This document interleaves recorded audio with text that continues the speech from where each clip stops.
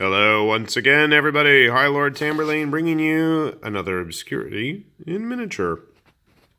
Today we're going to look at the Sarvoth Shadow Veils, which come to us from the cool mini line from Wrath of Kings. These well-endowed ladies belong to the Nasier faction. The Nasier are a bit of a glass cannon faction in that they hit really hard, but they die really fast.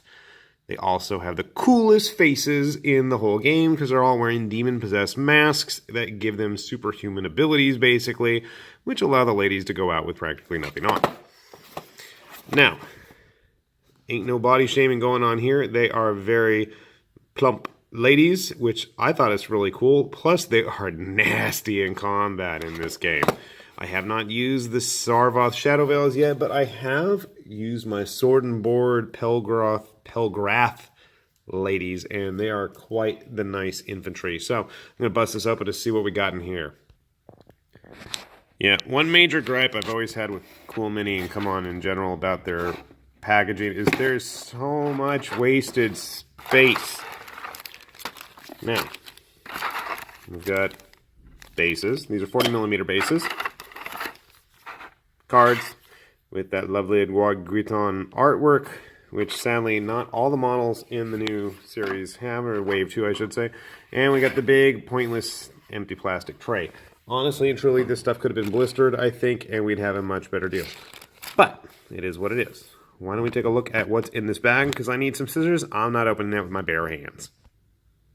So we popped open the first bag. My bag contained two bags. Here's the first figure and hopefully all the parts.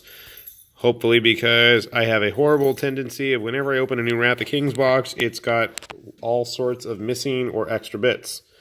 And then here is our second figure right here with all of her constituent parts, and hopefully I didn't lose anything. On the plus side, for some bizarre reason, I have a whole extra axe hammer thing. 1, 2, 3. I don't know why, but this is not the first, nor will I think it's going to be the last. I've got a whole pile of Wrath of King boxes I'm going to be dealing with here. So, overall casting quality, not too bad. I mean, they are the plastic resin, whatever everybody wants to call it. Nice, teeny tiny contact point for attaching her hand, pardon my hand covered in glue, to the hammer. We've got an upside down out of focus head. That's fun. Okay, it's got her mask there. And we got the other arm with the shoulder pads, a loincloth, and her weapon. Now, the weapons are actually made out of a different, more flexible plastic, which is kind of nice, but it also kind of breaks. I've had a unfortunate tendency to have happen. And for whatever bizarre reason, a lot of the Nasier have these really thin weapon halves. So that's going to be kind of an annoyance, but we'll deal with it.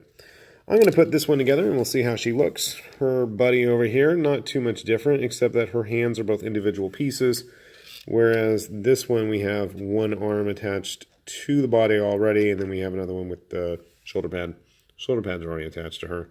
I'm not sure what's going on with that head there. This is her head. I think she has a flat helmet thing going on there. So, give me a sec. I'll put these together and we'll see what we're looking at here. So, here are our Sarvoth Shadow Veils all put together.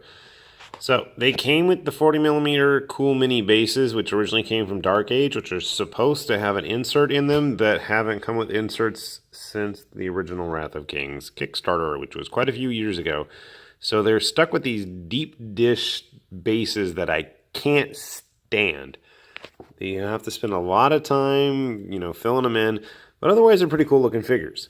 A couple of words of advice is dry fit everything before you actually attempt to glue it. I had a very difficult time with the rear loincloths. It did not want to go in. I'm not even sure if it actually went in or not. Other than that, they're pretty simple to build. For the most part, the Wrath of Kings stuff is almost push fit in terms of simplicity. It's very keyed up parts. It's just, the head's popped right in, no issues there. Even for as thin as her weapons are, they just slotted in nice long key to fit into the slot, no problems there. Her buddy with the long ponytail going on here, I don't know if, let me see if I can she had a very, yeah, see, you'll notice that her hand came apart. It doesn't actually have any kind of attachment key or slot. It just kind of rests on her forearm at the wrist there. So that's going to be an issue. I'm going to have to probably stick some green stuff in there and get that all straightened out. I did find a painted Pelegarth lady, and you can see there's quite a distinction in size. The Sarvoth Shadow Veils obviously are a lot more elite, and they're a lot bigger than our regular Pelegarth. Pelegarth. Are they Pelegarths? God, now I'm getting confused.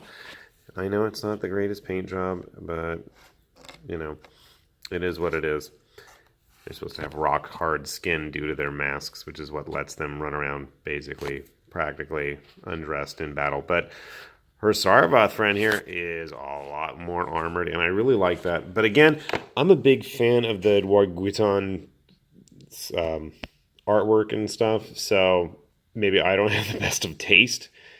But they're very cool-looking sculpts. I'm going to be happy to put these girls on the table whenever I get a chance to play Wrath of Kings again, because it's been a long time. And it's taken so long, in fact, to get a hold of these sculpts.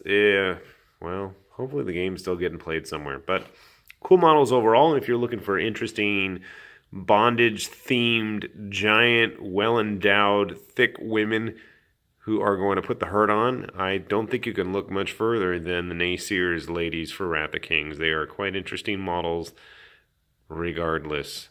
I very much love the line. I hope you can check it out. It seems to be getting dropped like a hot tamale around here lately. So you might be able to find it at some of those fire sale prices. If you do, jump on it, because there's some great figures.